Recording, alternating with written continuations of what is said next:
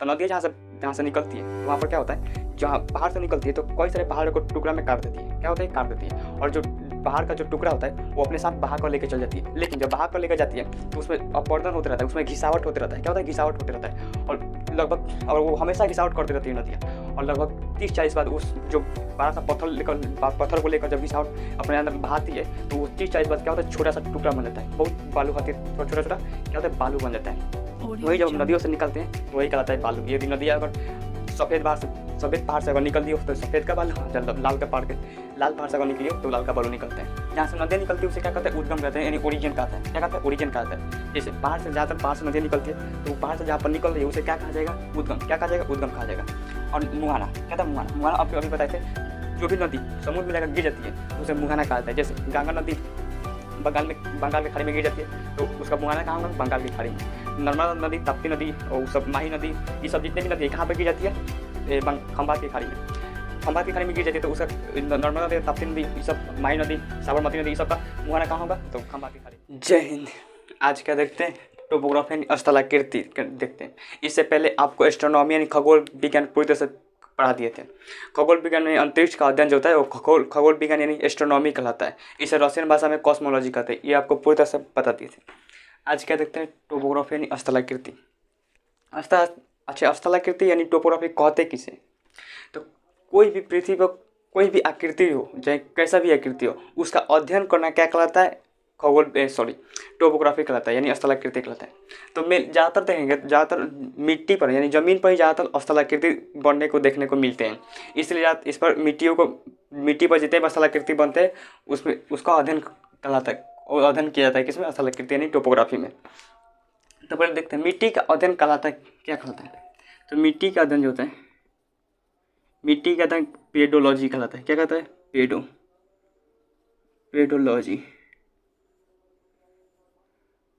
Pedology कहलाता है।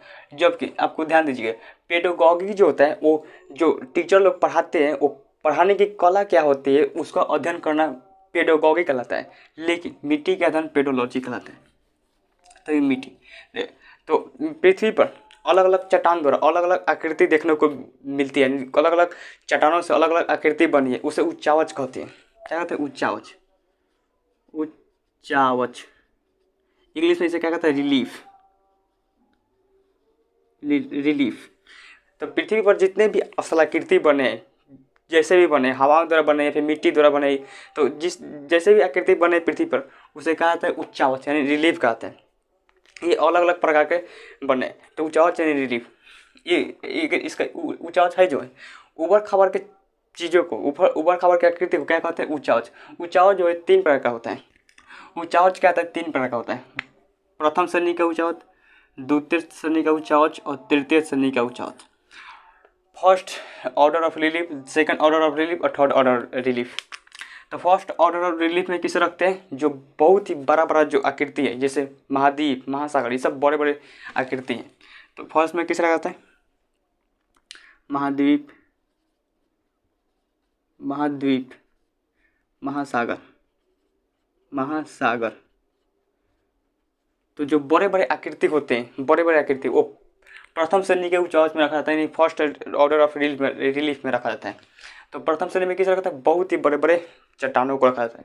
और द्वितीय श्रेणी में इससे छोटे चट्टानों को रखा जाता है, जैसे पर्वत। ये पर्वत क्या है, इसे किसमें रखा जाता है, द्वितीय श्रेणी के उच्चावच में रखा जाता है। पठार और क्या हो सकता है, मरुस्थल, नदियाँ, और भी क्या हो सकता है, मैदानी क्षेत्र। ये सब चीज़ों को द्वितीय श्रेणी के उच्चावच में आता है। यानी मीडियम लेवल के जो स्थलाकृति होते हैं वो किस में रखा जाता है, द्वितीय श्रेणी के उच्चावच में, सेकंड ऑर्डर ऑफ रिलीफ में रखा जाता है। और थर्ड में किसे रखा जाता है, थर्ड में जो बहुत ही छोटे छोटे होते हैं, जो बहुत कंकड़, जो बालू कंकड़ होते हैं उससे रखा जाता है। जैसे बालू कंकड़, गिट्टी, आप समझ गए, गिट्टी सब किस में आएंगे, छोटे छोटे जो कंकड़ होते हैं वो किस में आएंगे, द्वितीय श्रेणी के उच्चावच में। गिट्टी जो वो नहीं, जब छत का ढलाई होता है उसमें देखते होंगे गिट्टी का प्रयोग किया जाता है, तो वो होता है गिट्टी। तो ये first order of relief, second order relief और थर्ड ऑर्डर ऑफ रिलीफ, ये तीन कैटेगरी में बढ़ते हैं। किसे? ऊंचा आवाज को, रिलीफ को तीन कैटेगरी में बढ़ते हैं। जो सबसे बड़ा होगा वो प्रथम श्रेणी के ऊंचा आवाज में आएगा, उससे छोटा होगा वो किस में आएगा? द्वितीय श्रेणी के ऊंचा आवाज में आएगा। आप लोग कितने लोग बता सकते हैं कि जो हिमालय पर्वत है वो किस में आएगा? प्रथम श्रेणी के ऊंचा आवाज या फिर द्वितीय श्रेणी के ऊंचा आवाज में? तो वो किस में? द्वितीय श्रेणी के ऊंचा आवाज में, क्योंकि हिमालय बड़ा पर्वत है, लेकिन इससे भी वो जो है वो महासागर या फिर महाद्वीप इतना बड़ा नहीं है। तो किस में आएगा? यानी पर्वत पठार मरुस्थल किस में आएगा? द्वितीय श्रेणी के ऊंचाई में। और तृतीय श्रेणी के ऊंचाई में बालू कंकड़ मिट्टी। तो ये हो गया। अब देखिए ये क्या होता है, द्वितीय श्रेणी के टूटने पर ही, द्वितीय श्रेणी के जो टूटते हैं वही क्या बनते हैं? तृतीय श्रेणी बनता है। जैसे पर्वत अगर टूटेंगे, पर्वत जो टूट कर छोटा छोटा टुकड़ा बन जाता है वो क्या बालू कंकड़ बन जाता है, वो किस में आ जाता है? तृतीय श्रेणी में। यानी द्वितीय श्रेणी के टूटने पर कौन सा बनता है? तृतीय श्रेणी बनता है। एक बार क्वेश्चन पूछा था यूपीएससी के एग्जाम में, क्वेश्चन पूछा था कि महाद्वीप और महासागर किस ऊंचाई में आएंगे? तो प्रथम श्रेणी के ऊंचाई में। तो ये हो गया ऊंचाई। अब ये सब चट्टान है, अच्छा चट्टान है। अब देखते हैं ये टूटता है तो कैसे टूटता है। कोई भी चट्टान या फिर पर्वत टूटते तो कैसे टूटते हैं? तो किसी भी चट्टान या पर्वत का टूटना क्या कहलाता है? अपक्षय कहलाता है।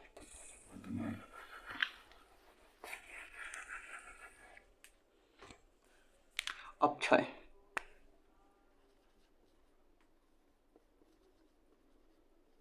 अपक्षय कहते किसे?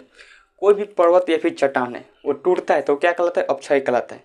अपक्षय दो तरह से हो सकते हैं, या फिर भौतिक अपक्षय या फिर रासायनिक अपक्षय। भौतिक अपक्षय, भौतिक अपक्षय, और दूसरा क्या हो सकता है? रासायनिक अपक्षय।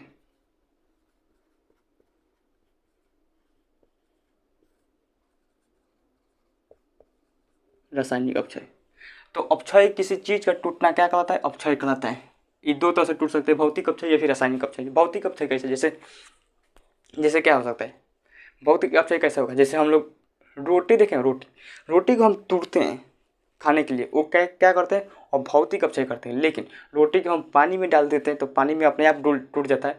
तो कैसा अपक्षय होता है? यानी कैसा अपक्षय होता है? तो वो रासायनिक अपक्षय। आप कागज़ को देखिए, आप कागज़ कोई है? कागज़ नहीं है यहाँ पर। तो देखिए कागज़ जो होता है, कागज़ को आप फाड़ दीजिए, तो कागज़ के फाड़ेंगे तो कैसा अपक्षय होगा? वो भौतिक अपक्षय, क्योंकि उसे तोड़ रहे हैं। लेकिन वही उसे भी अगर पानी में डाल देंगे तो अपने आप टूट जाएगा। तो कैसा अपक्षय होगा? रासायनिक अपक्षय।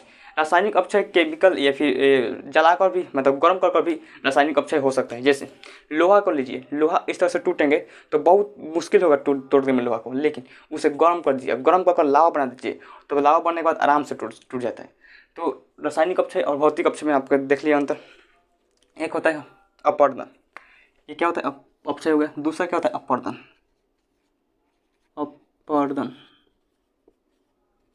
क्या होता है? अपवर्तन। अपवर्तन में क्या होता है? घिसावट ज़्यादा होता है। घिसावट क्या होता है? घिसावट क्या होता है? घिसावट होता है। जैसे आप दो ईंटा लीजिए और दो ईंटा को आपस में टकराइए तो टूट जाएगा, तो अपक्षय होगा। वो भी अपक्षय, कौन सा अपक्षय होगा? तो भौतिक अपक्षय। लेकिन वो ईंटा को लगड़िए आपस में, तो उसमें से जो बालू नियर क्या था, बुकनी गिरेगा, तो क्या होगा? अपवर्तन। यानी घिसावट क्या होगा? अपवर्तन। जैसे आप नहाते वक्त क्या करते हैं? मैल छुड़ाते हैं देह में से, तो जो मैल छूटता है वो कैसा क्या होता है? वो अपवर्तन होता है। क्या होता है? अपवर्तन। नदियाँ जब पहाड़ से निकलती है, आप देखे होंगे नदी जहाँ पहाड़ होगा तो नदियाँ जहाँ से निकलती है तो वहाँ पर क्या होता है? जहाँ पहाड़ से निकलती है तो कई सारे पहाड़ को टुकड़ा में काट देती है। क्या होता है? काट देती है। और जो पहाड़ का जो टुकड़ा होता है वो अपने साथ बहा कर लेकर चल जाती है। लेकिन जब बहा कर लेकर जाती है तो उसमें अपवर्तन होते रहता है, उसमें घिसावट होते रहता है। क्या होता है? घिसावट होते रहता है। और वो हमेशा घिसावट करती रहती है नदियाँ। और लगभग 30-40 बाद उस जो बड़ा सा पत्थर को लेकर जब घिसावट अपने अंदर बहाती है तो वो 30-40 बाद क्या होता है? छोटा सा टुकड़ा बन जाता है। बहुत बालू होती है, थोड़ा छोटा छोटा क्या होता है? बालू बन जाता है। वही जब हम नदियों से निकलते हैं तो वही कहलाता है बालू। यदि नदियाँ अगर सफ़ेद पहाड़ से अगर निकल दी हो तो सफ़ेद का बालू, जब लाल पहाड़ से अगर निकली हो तो लाल का बालू निकलता है। तो इसी तरह बनता है। तो अपवर्तन क्या कहलाता है? यानी किसी चीज़ में घिसावट करना क्या कहलाता है? अपवर्तन कहलाता है। उसका निक्षेपण, अपक्षय को इंग्लिश में कहते हैं वेदरिंग।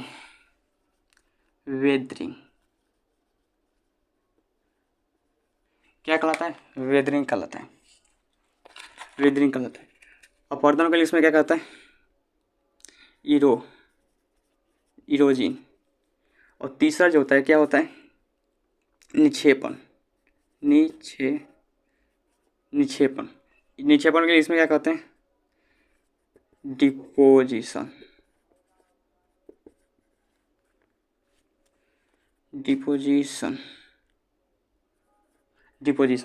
निक्षेपण कहते हैं किससे? तो निक्षेपण क्या होता है आखिर? तो देखिए, अपवर्तन में जो क्या होता है, घिसावट होता है। नदियाँ क्या करती है? बहुत सारे कचरे को अपने साथ लेकर घिसावट कर क्या होता है, बाहर लेकर चल जाती है। लेकिन नदियाँ जब क्या होती है, अब नदियाँ जब क्या होती है, प्रौढ़ावस्था में जाती है। अब आगे बताएंगे वृद्धावस्था, प्रौढ़ावस्था, वृद्धावस्था है क्या। तो जब भी वृद्धावस्था में नदियाँ जाती है तो उसके अंदर क्या होते हैं, प्रवर्तन शक्ति कम हो जाती है। जिस वजह से जितने भी कचरा अपने अंदर बहा कर ले जाती है उसे किनारों पर जमा कर देती है। यानी कोई भी कचरा एक जगह जमा कर देना क्या कहलाता है? निक्षेपण कहलाता है। एक जगह जमा करना क्या कहलाता है? निक्षेपण कहलाता है। अब देखते होंगे नदियाँ जब मुहाने पर गिरती है तो वहाँ पर कहीं कहीं अपने कचरा को जमा कर देती है, जिसे डेल्टा कहते हैं। कहता है डेल्टा करते हैं। तो वो जो कचरा जमा करती है वो क्या करती है? वो निक्षेपण कर रही होती है। कहता है निक्षेपण कर रही होती है। जो कचरा जमा करती है वो क्या कर रही थी? निक्षेपण कर रही होती है। तो एक बार क्वेश्चन पूछा था, अक्षय से क्वेश्चन पूछा था, ये इतने याद नहीं है, 17 या फिर 18 के बीपीएससी में क्वेश्चन पूछा था, चट्टानों का टूटना क्या कहलाता है? तो अपक्षय कहलाता है। क्या कहलाता है? अपक्षय। चट्टानों का टूटना क्या कहलाता है? अपक्षय कहलाता है। किसी क्वेश्चन में मतलब यूपीएससी का कोई क्वेश्चन दिखेगा तो ऐसा क्वेश्चन पूछता है कि मतलब लगेगा कि ये कैसे क्वेश्चन पूछ दिया, ये इसमें कैसे क्वेश्चन पूछ दिया। और कोई 10-15 ऐसे क्वेश्चन रखते हैं यूपीएससी में जो लगेगा कि ये कहाँ से क्वेश्चन पूछ दिया। तो कभी कभी आसान भी क्वेश्चन पूछ देता है। तो चट्टानों का टूटना क्या कहलाता है? अपक्षय कहलाता है। अब वो अंदर देखेंगे वो कैसे टूटा है, भौतिक अपक्षय या फिर रासायनिक अपक्षय, ये अंदर है। तो देखिए, अपवर्तन घिसावट, किसी चीज़ में घिसावट में अपवर्तन कहलाता है। और निक्षेपण क्या करना? निक्षेपण जो होता है वो क्या करता है? एक जगह ले जाकर जमा कर देता है। देखिए, स्थलाकृति नदियों के द्वारा भी बन सकती है, हवाओं के द्वारा भी बनती है। हवाएं द्वारा कैसे बनती है? देखिए, जब भी मरुस्थल में देखते होंगे, मरुस्थल में आप देखेंगे हवाएं जब चलती है तो क्या करती है? अपने साथ जो बालू कंकड़ बहा कर लेकर चल जाती है। तो वहाँ पर क्या होता है? जब खाल बन जाता है, जब गड्ढा बन जाता है, तो वो गड्ढा भी एक प्रकार की आकृति है। तो आकृति बनता है, यानी वो क्या कहलाएगा? जो उचावच क्या कहता है? उचावच। किसी भी तरह की आकृति बनना क्या कहलाता है? उचावच कहलाता है। तो आकृति वो जो है नदियों द्वारा भी हो सकता है, हवाओं द्वारा भी हो सकता है। तो बहुत सारे चीज़ों द्वारा स्थलाकृति का निर्माण हो सकता है। तो मेनली पहले नदी के बारे में देखते हैं, बाद में हवा के बारे में देखते हैं कि हवा के द्वारा स्थलाकृति कैसे कैसे बनते हैं। तो पहले देखते हैं नदियों के बारे में। तो पहले नदियाँ समझ लेते हैं, नदियों की अवस्था क्या होती है।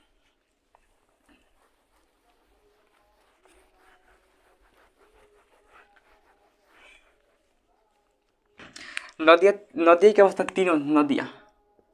नदियाँ जो है 3 अवस्था होती है। नदियों के 3 अवस्था, नदियों की 3 अवस्था होती है। कौन कौन? पहला जो होती है युवावस्था, प्रौढ़ावस्था और वृद्धावस्था। क्या होता है? 3 अवस्था होती है।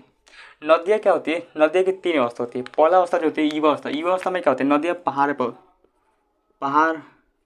होती है और अपक्षय करती है। अपक्षय और अपवर्तन दोनों करती है। युवा अवस्था में होती है। और नदियाँ कहाँ पर होती है? पहाड़ पर होती है। और युवा अवस्था में जो होती है वो बहुत, उनमें शक्ति बहुत ही ज़्यादा है। देखिए, नदियों का बूढ़ा और युवा अवस्था उसके आयु पर नहीं बल्कि उसके रफ्तार पर डिपेंड करता है। यानी वो नदियों को देखता है कि कितना रफ्तार है। अगर नदियों का सबसे ज़्यादा रफ्तार होगा जहाँ पर, तो वो युवा अवस्था में होगा। और कम रफ्तार होगा तो वो प्रौढ़ावस्था में होगा। अगर एकदम ही रफ्तार नहीं होगा तो वृद्धावस्था में चला जाएगा। तो नदियों की जो आयु जो है उसकी, नदियों की जो अवस्था जो होती है उसकी आयु पर डिपेंड नहीं करती है। तो देखिए क्या होता है युवा अवस्था, यानी युवा अवस्था में नदियाँ कहाँ होती है? बहुत पहाड़ पर होती है। पहाड़ से जैसे निकलती है तो उसमें ढलाव ज़्यादा रहता है। कहता है ढलाव ज़्यादा रहता है। और ढलाव ज़्यादा रहता है। युवा अवस्था में नदियाँ कहाँ होती है? पहाड़ पर होती है। और उसमें प्रवणता, उसमें शक्ति बहुत ही तेज़ी से होती है, बहुत स्पीड से क्या करती है वो अपर्दन और निक्षेपण करती रहती है, पूरी स्पीड से निक्षेपण करती है, क्योंकि पहाड़ से निकलती है और पहाड़ को काट देती है। जहाँ से निकलती है वहाँ पर क्या होता है, खाल कर देती है, गड्ढा बना देती है। तो बहुत ही ज़्यादा शक्ति होता है युवावस्था में नदियों के पास। वो पहाड़ को काट कूट देती है, क्या काट कूट देती है। और जब पहाड़ को काटता है तो वो क्या करता है, अपर्दन करता है। लेकिन जब पहाड़ को काट दिया और नदी अपने साथ भाग कर लेके चली गई, तो उसमें क्या होगा, उसमें घिसावट आएगा। तो घिसावट होगा तो वो क्या कहलाएगा, निक्षेपण। क्या कहलाएगा वो, सॉरी, अपर्दन कहलाएगा। पहाड़ को काटता है तो क्या कहलाएगा, अपक्षय। और वो भाग कर लेकर चला गया तो उसे कहा जाएगा अपर्दन। क्या कहलाएगा, अपर्दन। अब अपर्दन 30-40 साल बाद वो जो पहाड़ को और नदियाँ लेकर गई रहती है, वो बहुत ही घिस कर उसे छोटा बना देती है। तो वही बालू बनता है, तो वो क्या बन गया, निक्षेपण। वो एक जगह जाकर जमा कर देते, वही कहलाएगा निक्षेपण करता है। तो युवावस्था में नदी जो होती है अपर्दन अपक्षय अपर्दन करते हैं, लेकिन निक्षेपण नहीं कर पाती है। अब आता है प्रौढ़ावस्था। प्रौढ़ावस्था में शक्ति क्या होती है, कम रहती है। ये समतल मैदान में आती है, समतल मैदान में चली जाती है नदियाँ। जैसे कि यूपी, बिहार, झारखंड, ये सब समतल मैदान है। तो वहाँ पर नदियाँ क्या करेगी, अपक्षय नहीं कर पाएगी। जब पहाड़ है ही नहीं तो काटेगी किसे, तो अपक्षय तो नहीं कर पाएगी, लेकिन अपर्दन करती है। क्या था, अपर्दन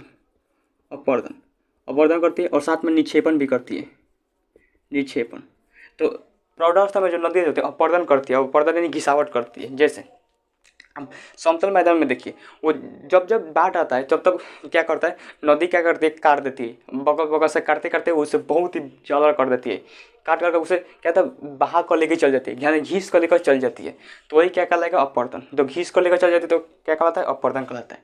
और कभी कभी देखते होंगे जो कचरा जो होता है वो साइड में जमा कर देती है, तो क्या कहलाएगा, निक्षेपण। यानी कचरा को जमा कर देना एक निक्षेपण कहलाता है। तो प्रौढ़ावस्था में क्या करती है, अपर्दन और निक्षेपण दोनों करती है। लेकिन अब आता है वृद्धावस्था। वृद्धावस्था में इसके पास कोई शक्ति उक्ति नहीं होती है, और इसके पास सिर्फ निक्षेपण करती है, निक्षेपण। क्या करते हैं, निक्षेपण। अब देख, निक्षेपण कहाँ करती है, जैसे नदियाँ जहाँ पर गिरती है उसे मुहाना कहा जाता है।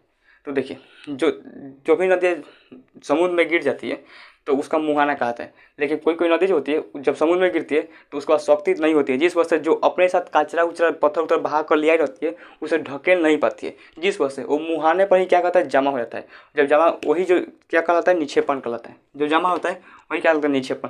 अब जो जितने भी कचरा जमा होता है उसे कहा जाता है डेल्टा। क्या कहते हैं, उसे डेल्टा। जो जमा कर देता है उसे निक्षेपण कहते हैं, लेकिन जो जमा हो जाता है नदियों के मुहाने पर उसे कहा जाता है डेल्टा। तो निक्षेपण ये क्या, देखिए अब देखिए, नदियाँ जहाँ से निकलती है उसे कहा जाता है उद्गम। क्या कहते हैं, उद्गम।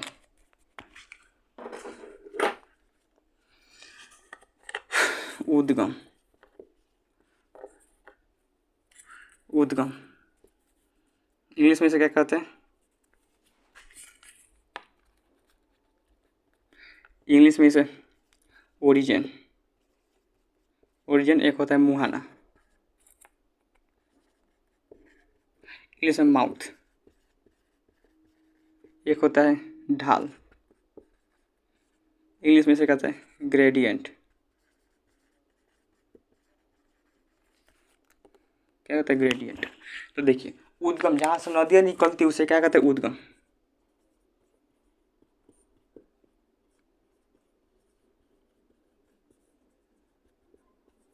जहाँ से नदियाँ निकलती है उसे क्या कहते हैं, उद्गम कहते हैं, यानी ओरिजिन कहते हैं। क्या कहते हैं, ओरिजिन कहते हैं। जैसे पहाड़ से, ज़्यादातर पहाड़ से नदियाँ निकलती है, तो पहाड़ से जहाँ पर निकल रही है उसे क्या कहा जाएगा, उद्गम। क्या कहा जाएगा, उद्गम कहा जाएगा। और मुहाना, क्या था, मुहाना आपको अभी बताए थे, जो भी नदी समुद्र में जाकर गिर जाती है तो उसे मुहाना कहा जाता है। जैसे गंगा नदी बंगाल की खाड़ी में गिर जाती है तो उसका मुहाना कहाँ होगा, बंगाल की खाड़ी में। नर्मदा नदी, ताप्ती नदी और सब माही नदी, ये सब जितने भी नदी है कहाँ पर गिर जाती है, खंभात की खाड़ी में। खंभात की खाड़ी में गिर जाती है तो उसका नर्मदा नदी, ताप्ती नदी, ये सब माही नदी, साबरमती नदी, ये सब का मुहाना कहाँ होगा, तो खंभात की खाड़ी में। तो उसे कहते हैं मुहाना। ये आपकी नदियों के बारे में मुहाना बाद में बताएंगे, जब नदी पर आएंगे उसमें सारे नदियों के बारे में बता देंगे कौन सा नदी कहाँ किस खाड़ी में गिरती है। तो ढाल, और ढाल किसे कहते हैं, नदियाँ जब पहाड़ से नीचे उतरती है, जब पहाड़ से नीचे उतरती है तो उसे कहा जाता है ढाल। क्या कहता है, ढाल। और ढाल जो है, यहाँ पर नदी जो होती है युवावस्था में होती है। क्या था, युवावस्था में होती है, और यहाँ पर अपक्षय अपर्दन बहुत ही ज़्यादा करती है। तो ये क्या था नदी का। आज के लिए यहीं तक रहने देते, तब तक मिलते हैं नेक्स्ट वीडियो में। Thank you for watching video.